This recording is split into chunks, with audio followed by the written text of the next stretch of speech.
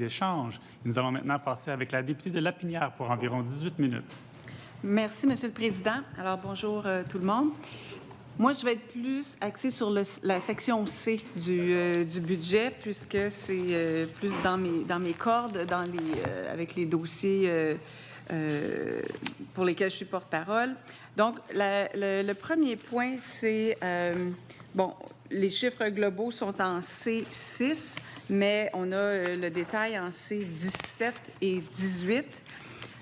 Alors, il s'agit, là, je parle des 318,2 millions de dollars sur 5 ans. C'est la section pour assurer la qualité des milieux de vie destinés aux aînés.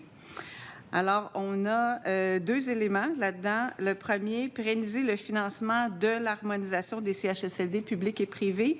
Et puis, le deuxième, protéger les personnes demeurant en résidence privée pour aînés. Ce que je crois comprendre de protéger les personnes demeurant en résidence privée pour aînés, c'est essentiellement le programme pour les gicleurs dans les... Et les assurances. On ne donne pas les montants du programme pour les assurances pour des raisons de compétitivité. Mais on aide les résidences pour aînés à s'assurer. OK, je croyais, parce qu'en C18, pour le PARPA, là, le programme d'aide financière pour réduire l'impact des hausses de primes d'assurance, effectivement, ce n'était pas indiqué parce qu'on nous dit que c'est dans la note, ça dit que c'est à même les disponibilités budgétaires du ministère de la Santé et des Services sociaux. C'est ça? Oui. Alors, donc, on comprend que pour les gicleurs, c'est pour les 3 prochaines années. Oui. Puis qu'on y met fin en 27-28. Exactement. Okay. On sait que c'est un programme qui a été prolongé plusieurs fois. Oui, effectivement.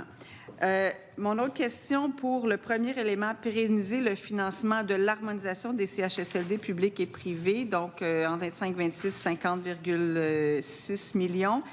Quand on parle du financement de l'harmonisation des CHSLD, ce n'est pas le budget qui va dans les CHSLD publics et privés, mais vraiment, j'imagine, dans le processus de conventionnement ou dans ce qu'il faut faire à la base pour les conventionner. Est-ce que c'est ça?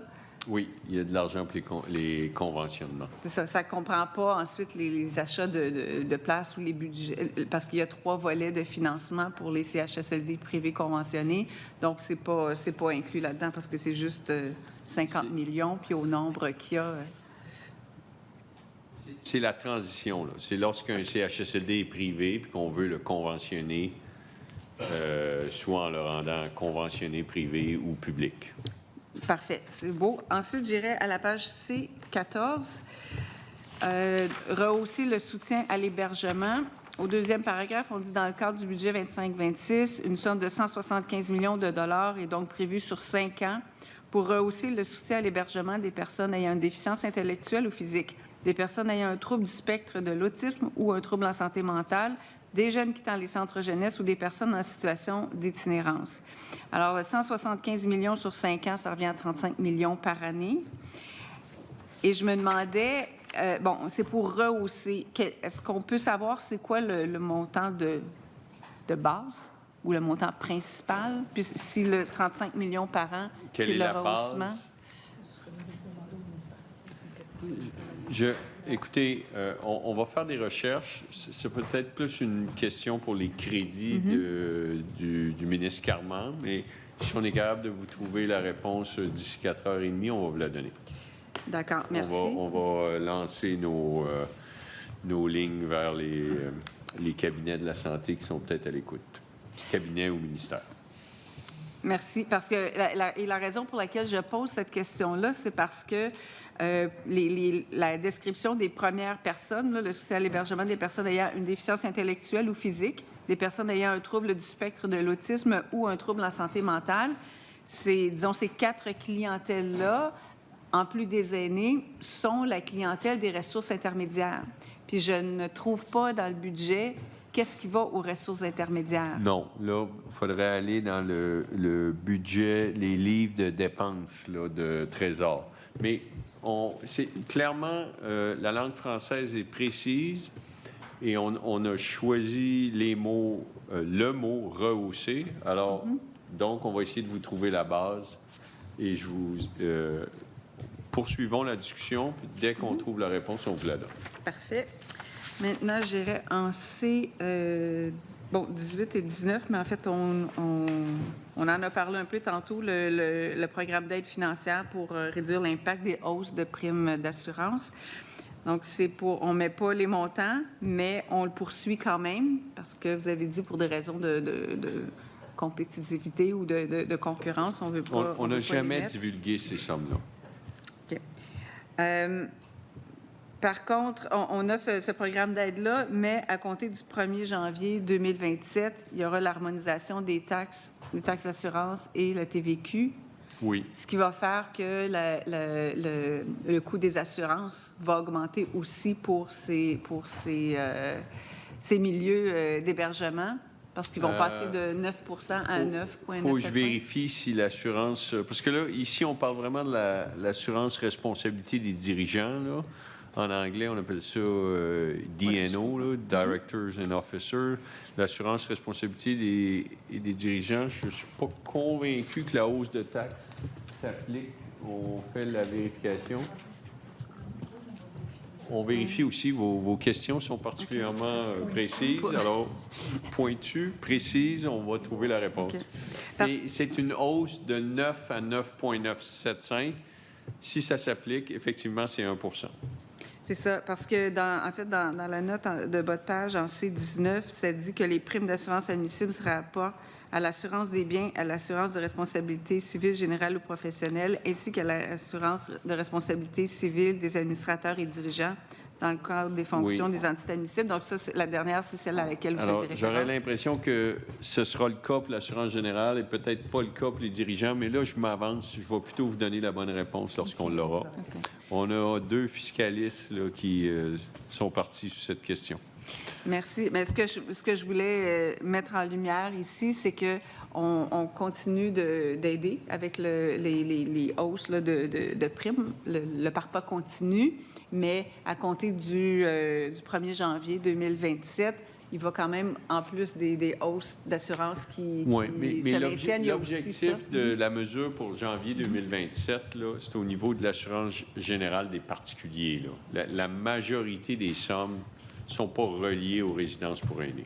OK, ça, c'est une différence, une distinction importante là, à souligner. C'est l'esprit de la mesure, c'est les assurances générales des particuliers, alors que les assurances vie ou salaire, etc., elles, il n'y a pas de taxe. OK, parce que je sais que cette hausse-là des primes d'assurance, c'est quelque chose qui fait mal depuis quelques années. Surtout l'assurance des dirigeants, dirigeants et administrateurs. En fait, à l'origine du problème, durant la pandémie, les compagnies d'assurance refusaient d'offrir l'assurance administrateurs et dirigeants. Et là, on est intervenu dans le marché pour forcer les compagnies d'assurance québécoises à offrir des primes en disant il y a toujours bien un prix auquel vous allez offrir une assurance. Et là, ce prix-là était élevé, puis on a aidé les résidences pour aînés à payer ces hausses de primes. Mais il y avait un marché là, déstructuré ou brisé, où les compagnies d'assurance refusaient d'assurer les administrateurs et dirigeants des résidences pour aînés. Effectivement, avec le nombre le risque Et toute la question de la responsabilité civile durant la pandémie, c'est un sujet complexe que vous connaissez. Mais on a dû intervenir dans le marché, d'où les sommes qui, on peut bien le dire, là, sont en dizaines de millions. Ce n'est pas un programme à 2 millions par année, ça. Là. Bien, effectivement, c'est pour ça que je faisais référence à la hausse de taxes de vente, parce que je me disais, même si on passait de 9 à 9,975 sur le montant global, ça fait encore une charge supplémentaire si elle s'applique effectivement à ces Disons que peut-être qu'ici, on taxe puis on subventionne après. Oui, c'est ça. Si la subvention vient aussi, pas seulement la coupure. En C20, pour le programme de transition salariale pour le personnel soignant, alors vous en avez parlé, Monsieur le ministre, un peu plus tôt, que c'était une mesure qui, durant la pandémie, se voulait temporaire, mais le monde a changé entre le pré-pandémie et la pandémie et post-pandémie, où l'inflation fait en sorte que les salaires ne peuvent pas... Bien, c'est très difficile d'abord de baisser un salaire, mais le coût de la vie fait en sorte que si on veut garder les employés, il faut réussir à leur payer un salaire qui est assez... qui leur permet de vivre, en fait.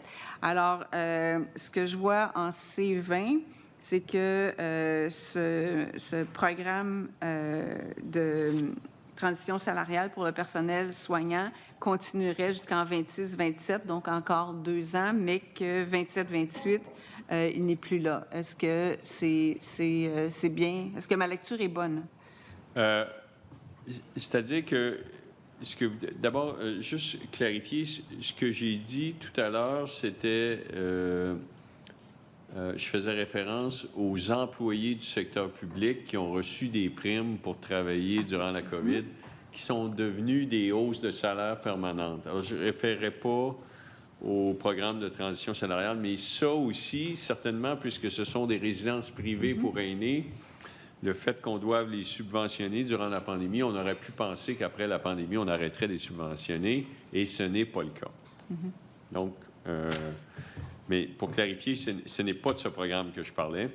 Vous avez raison qu'à partir de 27-28, il n'y a plus de somme, mais ça ne veut pas dire que, par exemple, au budget 26-27 ou au budget 27-28, les sommes ne seront pas provisionnées, mais plus important, c'est le petit paragraphe en haut, là, que les travaux au milieu de l'encadré, les travaux du comité...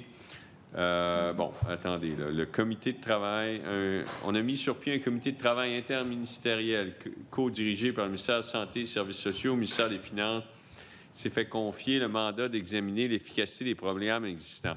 Ce qu'on dit, là, c'est que la situation financière des résidences pour aînés privées pour aînés est difficile. Vous le savez, je le sais, on le sait tous. On doit les subventionner. Et puis là, il y a un comité qui se penche là-dessus pour voir si l'aide ne pourrait pas être accordée différemment. L'industrie nous demande un crédit d'impôt pour travailleurs. C'est ce que l'industrie nous demande, un peu comme le crédit d'impôt de l'industrie du jeu vidéo, Monsieur le Président. Qu'on arriverait avec un crédit d'impôt, vous avez un salarié, vous recevez 30 du salaire, etc. C'est ce que l'industrie nous demande.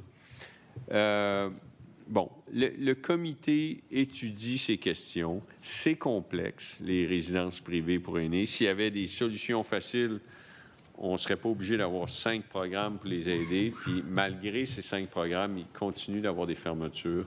Bref, problème complexe pour lequel le comité interministériel travaille. Puis il n'y a pas de solution simple à des problèmes complexes. D'accord. Alors, donc, ce que je comprends aussi de ce que vous dites, c'est que ce comité interministériel est en train de regarder la proposition de l'industrie sur... C'est une des choses qu'ils regardent, mais oui. ils sont en train de... Je pense que l'industrie serait très déçue si je disais que le comité ne le regarde pas, là, parce qu'on consulte, on écoute. Est-ce que c'est la mesure favorite du ministre des Finances? Je vais attendre que le comité me fasse des recommandations.